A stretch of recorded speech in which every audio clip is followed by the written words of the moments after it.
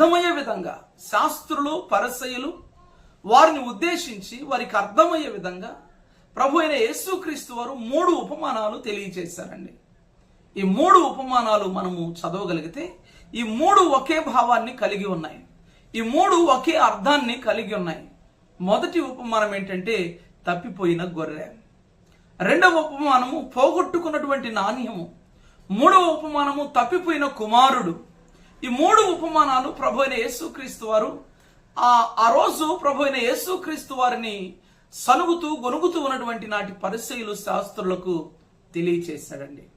ఈ 3 ఉపమానాలలో తప్పిపోయిన గొర్రె మరియు పోగొట్టుకున్న నాణ్యము మరియు తప్పిపోయిన కుమారుడు, ఈ 3 ఉపమానాలలో అత్యంత ప్రాధాన్యత సంతరించుకున్నటువంటి ఉపమానము తప్పిపోయిన కుమారుడు.